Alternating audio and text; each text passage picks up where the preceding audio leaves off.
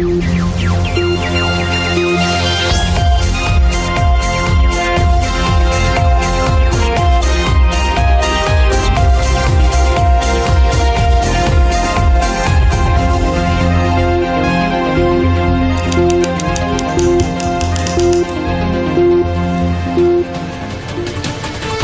வணக்கம். இது இலங்கை முதல் தர செய்தி வழங்குனர் நியூஸ் ஃபர்ஸ்டின் பிரதான செய்தி. உங்கள் இணைந்து கொள்ளும் நான் ரியாஸ் ஹாரிஸ். வணக்கம் அருணி. வணக்கம் ரியாஸ். சக்தி டிவி குளோபல் ஊடாக முன்னிருந்திருக்கும் சர்வதேச நேர்களையும் சந்திப்பதில் மகிழ்ச்சி. உங்களோடு இணைந்து கொள்ளும் நான் அருணி இரேஷ அருளானந்தம். விரிவான செய்திகளுக்கு முன்னர் தலைப்புச் செய்திகள். சுதந்திரத்தை குறுகிய அரசியல் தேவைகளுக்காக பயன்படுத்தக்கூடாது, ஜனாதிபதி தெரிவிப்பு. முறைகள் விவகாரம் தொடர்பில் அமைச்சரவை முடிவுகளை அறிவிக்கும் ஊடக சந்திப்பில் இன்றும் வாக்குவாதம்.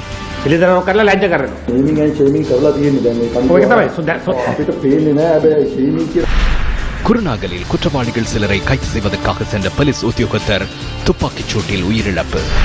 சர்வதேச யுத்த குற்ற நீதிமன்றத்திலிருந்து ரஷ்யா விலகல்.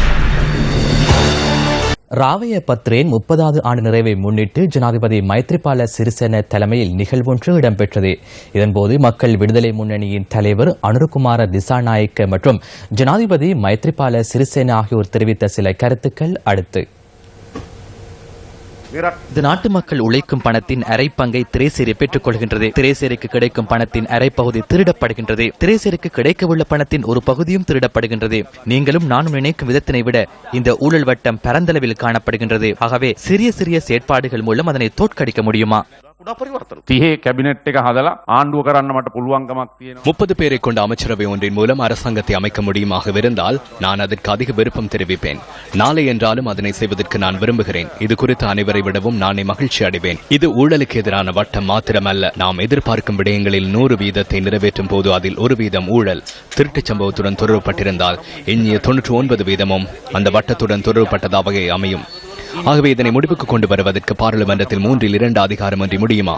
கடந்த ஆகஸ்ட் மாதம் நடைபெற்ற பொதுத் தேர்தலில் 225 ஆசனங்களில் 106 ஆசனங்களே ஐக்கிய தேசிய கட்சிக்கு கிடைத்தது. அவ்வாறு என்றால் புதிய அரசியலமைப்பு ஒன்றை எவ்வாறு உருவாக்குவது? நாட்டுக்கு தேவையான முக்கிய விடயங்களை நிறைவேற்ற 3/2 அதிகாரம் தேவைப்படுகிறது. சட்டமூலங்களை நிறைவேற்றிக் கொள்வதற்கு அது அத்தியாவசியமாகும். அதற்காகவே நான் ஸ்ரீலங்கா சுதந்திர கட்சியின் தலைமைத்துவத்தை பெற்றுக்கொண்டு செயற்பட்டேன். இல்லாவிட்டால் இன்று என்ன நடந்திருக்கும்? நமது அரசாங்கம் தொடர்பில் பல்வேறு விமர்சனங்கள் உள்ளன.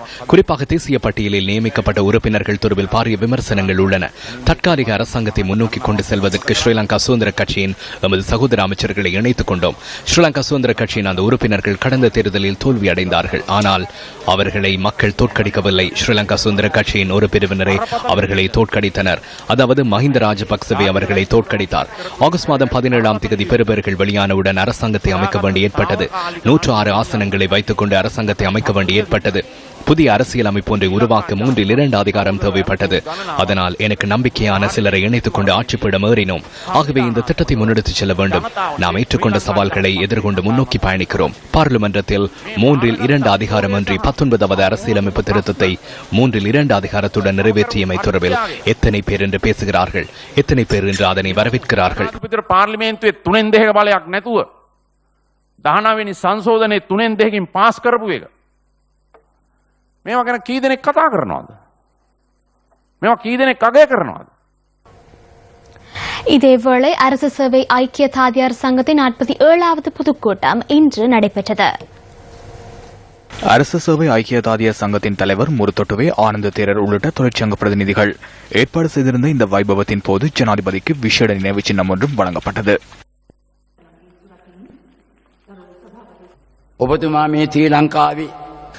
நீங்கள் இலங்கையின் நிறைவேற்று அதிகாரம் கொண்ட ஜனாதிபதி. நீங்கள் உங்களது அதிகாரத்தை சரியாக பயன்படுத்தாமையினால் இன்று நமது நாட்டிற்கு என்ன நடக்கின்றது? நான் உங்களுக்கு ஒரு விடயத்தை கூறுகின்றேன். என்று சமூகத்தில் பல விடயங்கள் பேசப்படுகின்றன. அவர் கூறும் விடயங்களை கேளுங்கள், மற்றவர் கூறும் விடயங்களை நிறைவேற்றுங்கள் என்று தெரிவிக்கப்படுகின்றது. நான் கூறும் விடயம் உங்களுக்கு புரிந்திருக்கும் என நினைக்கின்றேன். தொழில் வசதிகள் மற்றும் அனைத்து சலுகைகளையும் உயர் மட்டத்தில் வழங்குவது எமது அரசாங்கத்தின் கொள்கையாகும். அந்த உரிமையை தற்போது நாம் வழங்கி வருகின்றோம். ஆகவே அதனை சரியான முறையில் பயன்படுத்த வேண்டும். சிலர் இந்த சுதந்திரத்தை தவறாக பயன்படுத்துகின்றனர்.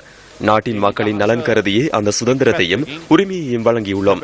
அதனை விடுத்து குறுகிய அரசியல் லாபம் கருதி இனவாதம் மற்றும் மதவாதத்தை அடிப்படையாக கொண்டு செயற்படுவது இந்த நாட்டுக்கு ஒருபோதும் சிறந்ததாக அமையாது. ඉදිරි ගමන සඳහා කිසිසේත් යහපත් වෙන්නේ නැහැ.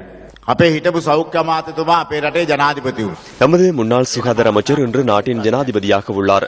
ஆகவே ஆனந்த தேரருக்கு எந்தவித பிரச்சனையும் இல்லை. நாம் 70ஆம் ஆண்டிலிருந்து போராடினோம்.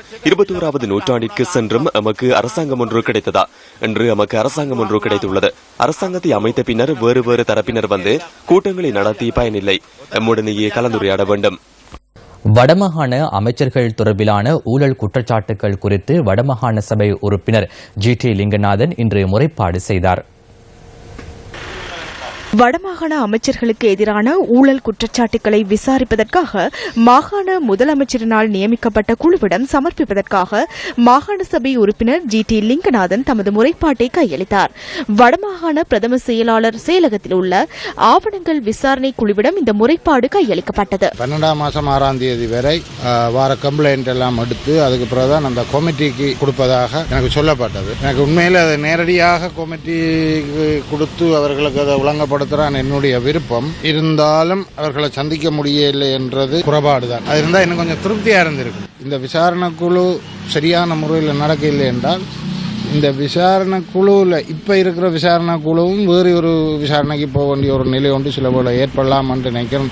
இன்னும் ஒரு முக்கியமான விடயம் என்னென்றால் நான் இதுவரை மாகாண சபை என்ற உறுப்பினர் என்றதோடு சேர்த்து நிலையில குழுவிலையும் அமைச்சுப்பட்ட ஆலோசனை குழுவிலையும் இவ்வளவு நாளும் இருந்த நான். ஆனால் இன்றைக்கு நான் கொண்டு வந்து டாக்குமெண்ட்ஸ் கொடுத்த பிறகு அந்த குழுக்கள் எல்லாத்திலையும் இருந்து நான் விலக்கிக் கொள்றேன். இதுக்குரிய கடிதத்தை நான் இப்ப பேரவைத் தலைவருக்கு கொண்டே கொடுத்துட்டு நான் ஆவா குழுவின் உறுப்பினர்கள் என கூறப்படும் 11 பேரின் விளக்கமறியல் எதிர்வரும் 30ஆம் தேதி வரை தொடர்ந்தும் நீடிக்கப்பட்டுள்ளது. கொழும்பு மேலதிக நீதிவான் அருணையாற்றிக்கல முன்னிலையில் சந்தேக நபர்களை ஆஜர்படுத்திய போதே விளக்கமறியல் நீடிப்புக்கான உத்தரவு பிறப்பிக்கப்பட்டுள்ளது. பயங்கரவாத ஒழிப்பு பிரிவினரால் சந்தேக நபர்கள் என்ற நீதிமன்றத்தில் ஆஜர்படுத்தப்பட்டனர். எல்டிடிஇ இயக்க முன்னாள் உறுப்பினர்களுடன் இணைந்து ஆவா என்ற குழுவை உருவாக்கி அரசாங்கத்தை அசௌகரியத்துக்கு உள்ளாக்கும் வகையில் யாழ்ப்பாணத்தில் வன்முறை செயற்பாடுகளில் ஈடுபட்டதாக சந்தேக நபர்களுக்கு எதிராக குற்றஞ்சாட்டப்பட்டுள்ளது. இந்த குழுவின் தலைவரை கைது செய்வதற்கான விசாரணைகள் முன்னெடுக்கப்பட்டு வருவதாக போலீசார் நீதிமன்றத்தில் அறிவித்தனர். ஆவா குழுவினருக்கு டயஸ்போராவின் உதவி கிடைத்துள்ளதாகவும் போலீசார் நீதிமன்றத்தில் தெரிவித்துள்ளனர். அதற்கமைய சந்தேக நபர்களை தொடர்ந்தும் விளக்கமறியலில் வைக்குமாறு உத்தரவிட்ட மேலதிக நீதிவான் அவர்களால் முன்னெடுக்கப்பட்ட செயற்பாடுகள் தொடர்பில் பயங்கரவாத தடைச்சட்டத்தின் கீழ் வழக்கு தாக்கல் செய்ய முடியுமா என ஆராய்ந்து அறிக்கை சமர்ப்பிக்குமாறும் போலீசாருக்கு கட்டளை பிறப்பித்துள்ளார். விளக்கமறியலில் வைக்கப்பட்டுள்ள சந்தேக நபர்களில் ஒருவர் இந்த வருடம் கல்வி பொது தராதர சாதாரண தர பரீட்சைக்கு தோற்றவுள்ளதால் பிரதேச பாடசாலை ஒன்றில் பரீட்சை எழுதுவதற்கான வசதிகளை அவருக்கு செய்து கொடுக்குமாறு பயங்கரவாத ஒழிப்பு பிரிவினருக்கு நீதிமன்றம் உத்தரவு பிறப்பித்துள்ளது. தமிழ் அரசியல் கைதிகள் 13 பேரை இம்மாதம் 30ஆம் தேதி வரை தொடர்ந்தும் விளக்கமறியலில் வைக்குமாறு கொழும்பு நீதவான் நீதிமன்றம் இன்று உத்தரவு பிறப்பித்துள்ளது. பயங்கரவாத தடைச்சட்டத்தின் கீழ் கைது செய்யப்பட்டு தடுத்து வைக்கப்பட்டுள்ள தமிழ் அரசியல் கைதிகள் 13 பேரின் விளக்கமறியல் எதிர்வரும் 30ஆம் தேதி வரை நீடிக்கப்பட்டுள்ளது. தமிழ் அரசியல் கைதிகள் 13 பேர் கொழும்பு மேலதிக நீதிவான் அருணி ஆத்திகல முன்னிலையில் இன்று ஆஜர் செய்யப்பட்டிருந்த நிலையில் அரசியல் கைதிகளை மாதம் 30ஆம் தேதி வரை விளக்கமறியலில் வைக்குமாறு கொழும்பு மேலதிக நீதிவான் அருணி ஆத்திகல உத்தரவிட்டார். அரசியல் கைதிகள் சார்பில் சட்டத்தரணிகள் டி.எஸ். நிராஞ்சன் மற்றும் டியூக் ஆகியோர் ஆஜராகியிருந்தனர். மத்திய வங்கியின் முறிகள் கொடுக்கல் வாங்கல் தொடர்பில் அமைச்சர் லக்ஷ்மன் கிரியல்லவிடம் இன்று ஊடகவியலாளர்கள் கேள்வி எழுப்பினர். முறிகள் கொடுக்கல் வாங்கல் தொடர்பிலான கோப் குழுவின் அறிக்கையை சட்டமா அதிபருக்கு அனுப்பி ஆலோசனைகளை பெற்றுக் கொள்வதே சிறந்த முறை என அமைச்சரவை தீர்மானங்களை அறிவிக்கும் ஊடக சந்திப்பில் கலந்து கொண்ட அமைச்சர் குறிப்பிட்டார். பாராளுமன்றத்துக்கு அந்த அதிகாரம் இல்லை. சட்டமா அதிபர் திணைக்களத்துக்கும் நீதிமன்றத்துக்குமே சட்டம் தொடர்பான அதிகாரம் இருக்கிறது. சில பிரச்சனைகளை வெளிக்கொணர்வதற்காக விவாதத்திற்கான சந்தர்ப்பம் வழங்கப்பட்டது. இந்த வருடத்தின் முதல் மாதத்தில் பிரித்தானிய பாராளுமன்றத்தின் 6 உறுப்பினர்கள் இலங்கைக்கு வந்தனர். මහා බ්‍රිතාන්‍ය ඕසයිට් කමිටිස් වලින් කිසිම දවසක පුද්ගලයෙක් වැඩිකාරය කරලා තියෙනවද නැද්ද කියලා දුන්න උත්තරේ තමයි මේ ඕසයිට් කමිටිස් වලින් කරන්නේ නේමින් ඇන්ඩ් ෂේමින්. එළිදරව් කරලා ලැජ්ජ කරනවා. බොහොමද රතුවා දැන් ඔය නේමින් ඇන්ඩ් ෂේමින් කරලා තියෙන්නේ. දැන් අපිට පේන්නේ නැහැ. හැබැයි ෂේමින් කියන කොටස ක්‍රියාත්මක වෙනවා කියන කාරණේ ඇයි ඒක ආරක්ෂා කරන්නේ? ඕගොල්ලන්ට අමතක වෙලා තියෙනවා. அர்ஜுன் மகேந்திரன் உயர்நீதிமன்றத்தினால் விடுவிக்கப்பட்ட ஒருவர். அது குறித்து யார் பேசினர்? ශ්‍රාධිකරණය නිදහස් කරන්නේ ඇමතුතුමා නීතිඥයෝ 3 දෙනෙක් දාපු මේ වාර්තාව පදනම නෑ නීතිඥ මහතුරුට වැරදිනේ. හැබැයි කෝප් කමිටුවේ නම කිව්වනේ. අපි අද ආපු ප්‍රශ්න විතර කරගමු. ඇමතුමා දැන් මේ COPE shall we go to the highway? අන්තිම ප්‍රශ්න දෙක. Now we are on the by roads. චෝදනා ලැබුවෙක්ද නැද්ද? No, certainly not. චෝදනා ලැබුවෙත් නැහැ. ඒ කියන්නේ කෝප් රිපෝට් එක නිකන් කියලා විතරයි. මම එකක් කියන්නම්. நான் ஒரு விடயத்தை கூறுகிறேன். ஊடகங்களால் எவரையும் குற்றவாளியாக்க முடியாது. ஊடகம் ஒருவரை குற்றவாளியாக மாற்றுவதாக இருந்தால் அது தேசிய குற்றமாகும். මාධ්‍යෙන් කෙනෙක් වැඩිකාරය කරන එක ජාතික අපරාධයක්. කෝප් රිපෝට් එක වාර්තා කිරීම හරහා අපි කරලා තියෙන වැරද්දක්. වාර්තා කිරීම හරහා නෙවෙයි සමහර පුවත්පත් වාර්තා වූ වර්ධකාරය කරලා තිබ්බා. තමුන්නාතලගේ වැරද්ද නෙමෙයි. ඒක තමයි. ඒකම පිළිගන්නවා. මේක ගැන තර්කයක් ඇති කරන්න ඕනේ අපි යමුද හයිවේ එකට දැන්. මට උත්තරේ දුන්නේ නැහැ. උගක් බයිට් සම්මුණාන් දැන්. නෑ ඔබතුමා මට නේද? උත්තරේ දුන්නේ නැහැ. අද උගක් බයිට් සම්මුණා. முறிகள் கொடுக்கல் வாங்கல் தொடர்பிலான விவகாரம் பாராளுமன்றத்தில் இன்றும் சூடான வாத பிரதிவாதங்களை ஏற்படுத்தியது. அகமதி மூலிகவி அர்ஜுன பிரதமர் தலைமையில் அர்ஜுன் மகேந்திரன் மற்றும் அலோசியஸ் ஆகியோர் இணைந்து இலங்கை மற்றும் நாட்டு மக்களுக்கு நேரடியாக ஏற்படுத்திய இழப்பு 10,100 மில்லியன் ரூபாவாகும். மத்திய வங்கி திருட்டின் பின்னர் எதிர்கால வட்டியோடு சேர்த்து வரும் பெறுமதி 145 பில்லியன் ஆகும் என சிலர் கணக்கு பார்த்துள்ளனர். மத்திய வங்கி திருட்டில் பிரதான சந்தேக நபர் எமது பிரதமர் ஆகும். சந்தேக நபரான பிரதமர் தலைமை ஆசனத்தில் இருக்கும் போது இந்த விசாரணைகளை மேற்கொள்ள முடியுமா? மே பரீட்சணை கரன் புல்வந்து மே பரீட்சணை கரன் பிரதமரின் பேர் கூறப்பட்டது.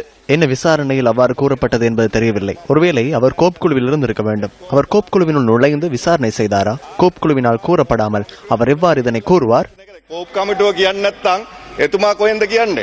මේ අගමැතිතුමා කරපු කියපු දේවල් பிரதமரின் செயற்பாடு மற்றும் கருத்துக்களை பார்த்தால் அவரை தூய்மைப்படுத்தி இந்த பதவியிலேயே வைத்திருந்து குற்றவாளி என்று கூறிய போதிலும் அவ்வாறு இல்லை என்று கூறுவதற்காக மூவர் அடங்கிய குழுவை நியமித்து முற்றாக பொய்யான அறிக்கைகளை பாராளுமன்றத்திற்கு சமர்ப்பிக்கின்றனர். இன்று அகப்பட்டுக் கொண்டுள்ளனர். முதலாவது சந்தேக நபரான பிரதமரை இந்த ஆசனத்தில் வைத்துக் கொண்டு எவ்வாறு விசாரணைகளை முன்னெடுக்க வேண்டும், இந்த பிரதமரை நீக்க வேண்டும் என்பது எமது கோரிக்கை. අගමැතිවරයා අස්කල යුතුයි. ඒයි අපේ ඉල්ලීම. ඔන්නට මේ எவரேனும் குற்றவாளியாக காணப்பட வேண்டுமாயின் நீதிமன்றத்திற்கு செல்ல வேண்டும் அல்லவா? இல்லை இல்லை, அப்படி என்றால் நீங்கள் என்ன கூறுகின்றீர்கள்? නේ කිව්වේ නෑ එතුමා තමයි මේ கொரகமே சூதித்தேயாக அவர்தான் இந்த திருட்டின் சந்தேக நபர் என நான் கூறினேன். சந்தேக நபர் குற்றவாளியாக மாறப்போகின்றார். என்னிடமுள்ள சாட்சிகளை சமர்ப்பித்தால் இவருக்கு எதிராக விசாரணை நடத்தப்படவில்லை. கடைசியாக கோப் குழு அர்ஜுன் மகேந்திரனிடம் நின்றுவிட்டது. மக்கள் விடுதலை முன்னணியின் ஒரு சிலருக்கு பிரதமரின் பெயரை சொல்ல முடியவில்லை. பிரதமரின் அனுசரணையோடு நடந்த இந்த திருட்டு தொடர்பில் ஒன்றிணைந்த எதிர்க்கட்சியான நாம் நாட்டு மக்களிடம் முறையிடுகின்றோம். ஜனாதிபதியிடமும் நாம் முறைப்பாடு செய்கின்றோம். அனுகிரகம் மே வெச்ச ஹொரகம ගැන අද අපි ඒකාබද්ධ විපක්ෂය රටේ ජනතාවට පැමිණිල්ල කරනවා ජනාධිපතිතුමාට. பாராளுமன்றத்தில் தெரிவிக்கப்பட்ட சில கருத்துக்கள் அடுத்து. 30 வருட கால யுத்த சூழலினால் பாதிக்கப்பட்ட வடக்கு கிழக்கு மக்களுக்கான இந்த வரவு செலவு திட்டத்தில் முன்னுரிமை அளிக்கப்படவில்லை என்பதை மிக்க வேதனையோடு சுட்டிக்காட்ட விரும்புகின்றேன். யுத்த காலத்துக்கு முன்பும் வடக்கு கிழக்கு பிரதேசங்கள் புறக்கணிக்கப்பட்டு வந்தது. மிகவும் நொந்து போகின்ற மக்களுடைய மனதை சந்தோஷப்படுத்தக்கூடிய வகையிலே தடவக்கூடிய விதத்திலே இந்த வரவு செலவு திட்டம் அமையவில்லை என்பது எங்களுடைய கவலை. வரவு செலவு திட்டமானது யுத்தத்தால் பாதிக்கப்பட்ட வடக்கு கிழக்கு மாகாணத்தை கட்டியெழுப்பி அம்மக்களின் வறுமையை நீக்கும் திட்டமல்ல என்பதனை இவ்விடத்திலே குறிப்பிட விரும்புகின்றேன். சில அமைச்சர்களின் சுய தேவைக்காக இந்த நிதி ஒதுக்கப்பட்டதா என்ற சந்தேகத்தை தோற்றுவித்திருக்கின்றது. மன்னார் மாவட்டத்திலே இருக்கின்ற தாராபுரம் குளம் புனரமைப்புக்காக கிட்டத்தட்ட 150 மில்லியன் ஒதுக்கப்படுகிறது. 2010ஆம் ஆண்டு மன்னார் மாவட்டத்தின் கடை தொகுதிக்கு ஒதுக்கப்பட்ட நிதி எங்கு சென்றது? அங்கு எதுவும் நடக்கவில்லை. அப்போதும் இந்த ரிஷாத் என்று சொல்லப்படுகின்ற அந்த வர்த்தக வாணிப அமைச்சர் தான் இருந்தார். ஆனால் இப்போது அந்த ரிசாத் பர்தீன் கௌரவ அமைச்சர் அவர்களின் கிராமத்துக்கு அருகில் இருக்கின்ற தாராபுரத்திற்கு குளத்திற்கு 150 மில்லியன் ஒதுக்கப்பட வேண்டும் என்றால் என்ன அவசியம்? நாங்கள் அந்த குளத்தை நாங்கள் அறிவோம். அது சுற்றி வர சிறிய குளம், கட்டுக்கள் கட்டப்பட்டிருக்கின்ற குளம். அதை அபிவிருத்தி செய்வதற்கு அங்கு எந்த ஏற்பாடும் இல்லை. பாராளுமன்றத்தில் வரவு செலவு திட்ட விவாதத்தில் தெரிவிக்கப்பட்ட மேலும் சில கருத்துக்கள் அடுத்து. පක්ෂ දෙකක හැම දෙනෙක්ගේම වඩාත් අදහස් එකමුතු කරලා අර කියන අසීමිත பிரதான இரண்டு கட்சிகளினதும் கருத்துக்களை கேட்டறிந்து சவால்களை வெற்றிக்கொள்ளும் வகையில் இந்த வரவு செலவு திட்டம் தயாரிக்கப்பட்டுள்ளது. நாம் மகிழ்ச்சி அடையும் வகையில் இதில் வெற்றி கண்டுள்ளோம். 6 வருடங்கள் இந்த சபையின் பிரதி நிதியமைச்சராக செயற்பட்டார் என்ற வகையில் இது குறித்து மகிழ்ச்சி அடைகின்றேன். සතුරු කරන ඇවැලේඛනයක්ද සියමලාපිට ඇමතුමා සතුටු වෙන එතුමටත් වඩා யாரை மகிழ்விக்கும் வரவு செலவு திட்டம்? அமைச்சர் சேம்பலாபிட்டிவை மகிழ்விக்கும் வரவு செலவு திட்டம். அவரையும் விட சர்வதேச நாணய நிதியத்தை மகிழ்விக்கும் வரவு செலவு திட்டமே இதுவாகும். சர்வதேச நாணய நிதியம் என்ன கூறுகின்றது? அரச வருமானத்தை அதிகரிக்குமாறு கூறுகின்றது. மக்கள் மீது வரி சுமத்துவதும் அரசு நிறுவனங்களை விற்பனை செய்வதுமே அவர்களின் தேவையாகும். அதனாலேயே நவம்பர் 10ஆம் தேதி வரவு செலவு திட்டத்தை கொண்டுவரும் நிலையில் நவம்பர் 1ஆம் தேதியிலிருந்து வட் வரியை 11 வீதத்திலிருந்து 15 வீதமாக அதிகரிக்கும் வகையில் அரசாங்கம் செயற்பட்டது.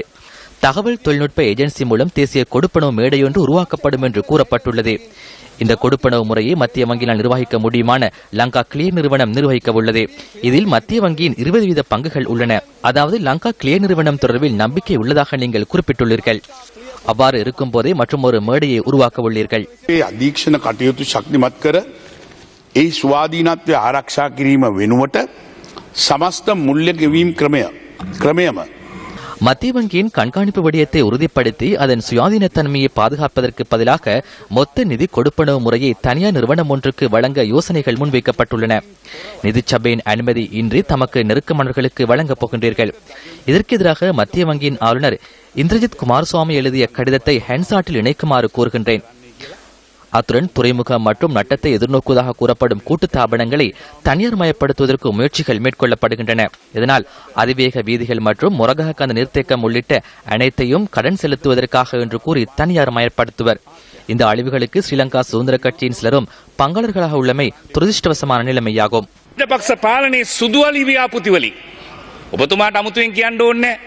உங்களுக்கு புதிதாக கூற வேண்டிய அவசியமில்லை.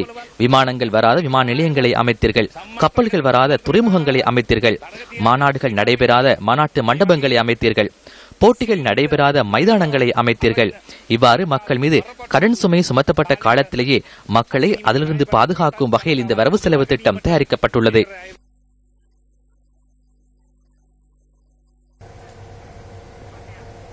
இதேவேளை ஜனாதிபதியின் பணிப்புரைக்கு அமைய நீர்க்கட்டண மீளாய்வை கைவிட தீர்மானிக்கப்பட்டதாக நேற்று அறிவிக்கப்பட்டது.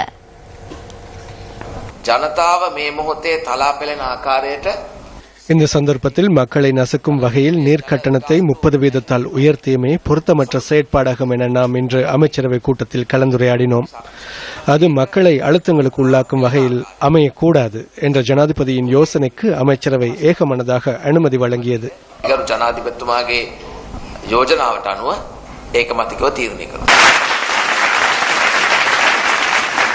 வீதியில் ஹோட்டல் ஒன்றுக்கு அருகில் போலீசார் மீது துப்பாக்கி பிரயோகம் மேற்கொண்டு தப்பிச் சென்ற சந்தேக நபர் ஒருவர் கைது செய்யப்பட்டுள்ளார். தப்பிச் சென்றுள்ள ஏனைய சந்தேக நபர்களை தேடி விசாரணைகள் ஆரம்பிக்கப்பட்டுள்ளதாக போலீசார் குறிப்பிட்டனர்.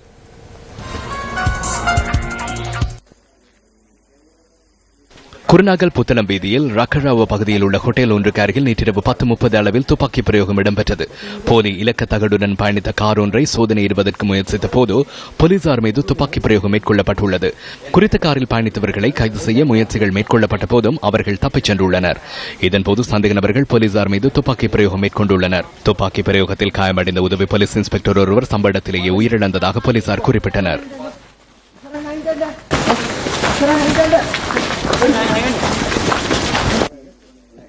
சம்பவத்தின் போது மேலும் 2 போலீஸ் உத்தியோகத்தர்கள் காயமடைந்த நிலையில் குருநாகல் ஆதார வைத்தியசாலையில் அனுமதிக்கப்பட்டுள்ளனர். அவர்களில் ஒருவர் அதி தீவிர சிகிச்சை பிரிவில் அனுமதிக்கப்பட்டு சிகிச்சை அளிக்கப்படுகிறது. சம்பவம் இடம்பெற்ற இடத்திற்கு விஜயம் செய்த நீதவான் இன்று முற்பகல் விசாரணைகளை நடத்தியுள்ளார். குருநாகல் வத்துராகல பகுதியைச் சேர்ந்த 59 வயதான உதவி போலீஸ் இன்ஸ்பெக்டர் ஒருவரை இவ்வாறு உயிரிழந்துள்ளார். 2 பிள்ளைகளின் தந்தையான அவர் இன்னும் 4 மாதங்களில் ஓய்வு பெறுவதற்கு எதிர்பார்த்திருந்ததாக எமது செய்தியாளர் குறிப்பிட்டார்.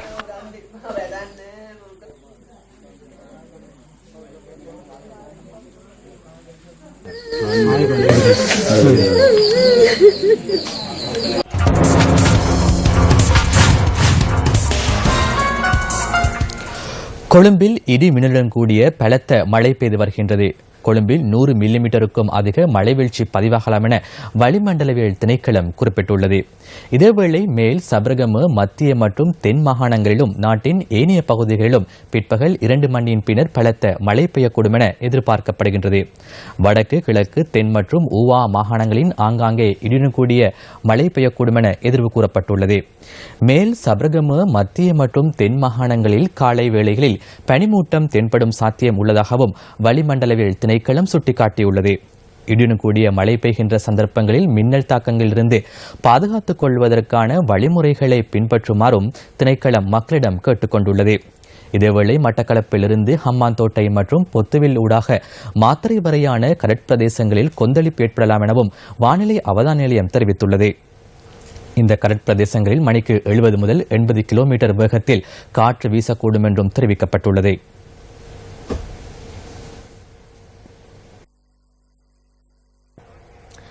பல்வேறு கலாச்சாரங்களை பிரதிபலித்து பண்பாட்டை எடுத்தியம்பி வாழும் மக்கள் நாட்டின் சிறந்த வளங்களே. எவ்வாறெனினும் இந்த மக்களின் வாழ்வியலில் இன்னல்கள் தொடர்வது அவர்களின் இருப்பையே கேள்விக்குறியாக்கிவிடும். அக்கரைப்பற்றிலிருந்து தென்மேற்கு திசையில் சுமார் 18 கிலோமீட்டருக்கு அப்பால் அமையப்பெற்றுள்ளது அலிகம்பை கிராமம். ஆலையடி வம்பு பிரதேச சபைக்குட்பட்ட இந்த கிராமத்தில் தெலுங்கு மொழியை தாய்மொழியாக கொண்ட வனக்குறவர்கள் வாழ்ந்து வருகின்றனர். மகுடி கொண்டு பாம்பாட்டிகளாக இங்குள்ள ஆண்களும் பெண்கள் ஆறுகள் குளங்களிலும் மீன்பிடித்து தமது ஜீவனோபாயத்தை முன்னெடுத்து செல்கின்றனர். பண்பாட்டியலில் வாழ்வினை முன்னெடுக்கும் இந்த மக்கள் இன்று கூலி தொழிலின் மூலம் தமது வருமானத்தை கொண்டு செல்லும் நிலைக்கு தள்ளப்பட்டுள்ளனர். தாம் வசிப்பதற்கு பொருத்தமான வீடுகள் இன்றைய நிலையில் இவர்கள் தமது காலத்தை முன்கொண்டு செல்கின்றனர். பச்சிலம் குழந்தைகளுடன் பல்வேறு இன்னல்களுக்கு மத்தியில் வாழும் தமக்கு நிரந்தர வீடுகளை பெற்றுத்தர வேண்டும் என இவர்கள் கோரிக்கை விடுக்கின்றனர். எங்களுக்கு வீடு இல்ல, வாசல் இல்ல, சரியான கஷ்டம். பிள்ளைகளை வச்சு கொண்டு எங்கேயும் குந்தேலாம், வீடு இல்லாம சின்ன குடிலே. யாழ் மாநகர சபை சுகாதார ஊழியர்கள் கடந்த 8 நாட்களாக முன்னெடுத்த பணிப்பகிஷ்கரிப்பு நேற்று மாலை முடிவுக்கு வந்தது. அதன்படி யாழ்ப்பாணத்தின் பல பகுதிகளிலும் குவிக்கப்பட்டிருந்த குப்பை கூளங்களை அகற்றும் செயற்பாடுகளில் அவர்கள் இன்று ஈடுபட்டனர். யாழ் மாநகர சபையில் அமைய அடிப்படையில் தொழில் புரியும் 127 சுகாதார ஊழியர்கள் நிரந்தர நியமனம் கோரி கடந்த 7ஆம் தேதி பணி பகிஷ்கரிப்பை ஆரம்பித்திருந்தனர். இந்நிலையில் இந்த விடயம் குறித்து வடமாகாண முதலமைச்சரின் கவனத்துக்கு கொண்டு வருவதாக உறுதியளிக்கப்பட்டதை தொடர்ந்து போராட்டம் நேற்று மாலை கைவிடப்பட்டது. அதன்படி இன்றைய தினம் யாழ் மாநகர சபைக்குட்பட்ட பல பகுதிகளிலும் குவிக்கப்பட்டிருந்த குப்பைகளை அகற்றும் பணிகள் ஆரம்பமாகின. எல்லாரும் வந்து அள்ளி சுகாதாரம் இருக்குது. நாங்கள் வியாபாரம் செய்யக்கூடிய நிலையாக இருக்குது. மனங்களாறுகள் இல்லை, மீன் மண்ட வாரவையும் ஒரு இது இல்லாமல் போயிடும், மனம் இல்லாமல் போயிடும். நாங்கள் இன்றையிலிருந்து நல்ல விதமாக வியாபாரம் செய்து கொண்டு இருக்கிறோம். இன்றைக்கு வியாபாரம் செய்யக்கூடிய மாதிரி இருக்குது. இவ்வளவு நாளும் பெரிய சிரமப்பட்டு நாங்கள் மாநகர சபை ஸ்ட்ரைக் பண்ணதால நாங்கள் இந்த மனங்களால் சனங்கள் வாரையில் இன்றைக்கு கொஞ்சம் சனம் கூடுதலாக வரக்கூடியதாக இருக்குது. மனங்கள் இல்லை. சர்வதேச குற்றவியல் நீதிமன்றத்தின் ரோமானிய சட்ட மசோதாவில் இருந்து விலகுவதற்கான ஆவணங்களில் ரஷ்ய ஜனாதிபதி விளாடிமிர் புட்டின் கைச்சாத்திட்டுள்ளார். ரஷ்ய அரசியல் சட்டப்பிரிவினால் இந்த தகவல் உறுதிப்படுத்தப்பட்டுள்ளது. ஐக்கிய நாடுகளின் குறித்த உறுப்புரிமையின் செயற்பாடுகளை நிராகரிக்கும் ரஷ்ய வெளிவிவகார அமைச்சுக்கும் ரஷ்ய ஜனாதிபதி அறிவுறுத்தல் வழங்கியுள்ளார்.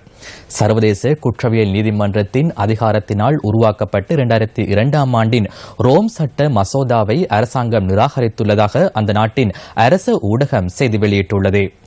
ரஷ்யா இனப்படுகொலைகளுக்கு எதிரான சட்டங்களை முன்னெடுக்க வேண்டும் எனவும் பொதுமக்களுக்கு எதிராக குற்றங்கள் தடுக்கப்பட வேண்டும் எனவும் போர்க்குற்றங்கள் தொடர்பிலும் இந்த மசோதாவில் குறிப்பிடப்பட்டுள்ளது. மட்டக்களப்பு களுவங்கணி மீனவர்களின் நலன் கருதி மக்கள் சக்தி திட்டத்தின் கீழ் நிர்மாணிக்கப்பட்டுள்ள கலங்கரை விளக்கம் இன்று மீனவர்களிடம் கையளிக்கப்பட்டது. கடற்றொழிலுக்கு செல்லும் களுவங்கணி மீனவர்கள் கலங்கரை விளக்கமின்மையால் இதுவரை காலமும் பல்வேறு அசௌகரியங்களை எதிர்நோக்கி வந்தனர். மீனவர்களின் பிரச்சினைக்கு முற்றுப்புள்ளி வைக்கும் வகையில் களுவங்கணி பகுதியில் கலங்கரை விளக்கம் ஒன்றை நிர்மாணிப்பதற்கு மக்கள் சக்தி திட்டம் நடவடிக்கை எடுத்தது. கலங்கரை விளக்கத்தை மீனவர்களிடம் ஒப்படைக்கும் நிகழ்வில் கொட்டும் மழைக்கு மத்தியிலும் அதிக அளவானோர் பிரசன்னமாக இருந்தனர்.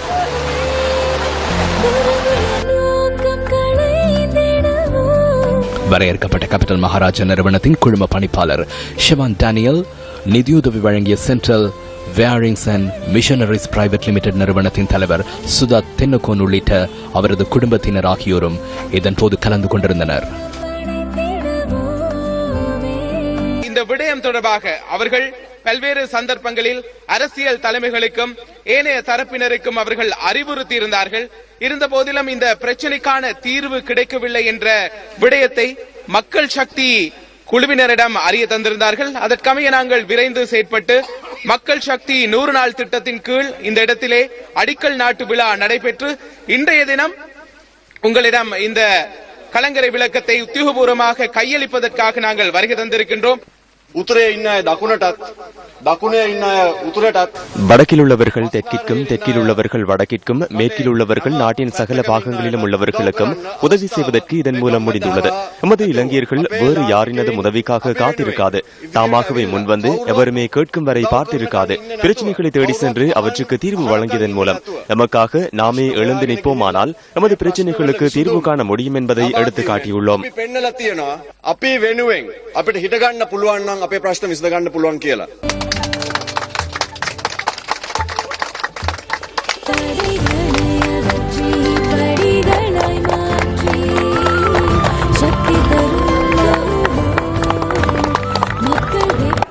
நூறு நாள் வேலை திட்டத்தில் மக்கள் சேவைக்காய் வீறு நடை போட்டாய் தேவையான காலகட்டத்தில் 100 நாள் வேலை திட்டத்தில் மக்கள் சேவைக்காய் வீறு நடை போட்டாய் தேவையான காலகட்டத்தில் அடிப்படை மனித வாழ்வறிந்து செய்திகள் எங்கும் கொண்டு செல்லும் அகிலம் எங்கும் சென்று புகழ் அறிந்து செய்திகள் தந்துவிடும். கலங்கரை விளக்கம் இந்த மீனவர்களின் வாழ்விலும் ஒளியேற்ற வேண்டும் என்பதே மக்கள் சக்தி திட்டத்தின் எதிர்பார்ப்பாகும்.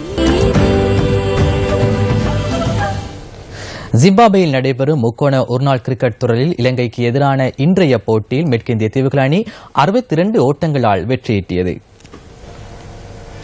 இத்துடன் நியூஸ் ஃபர்ஸ்ட் இரவு 8 மணி பிரதான செய்தி அறிக்கை நிறைவு பெறுகிறது.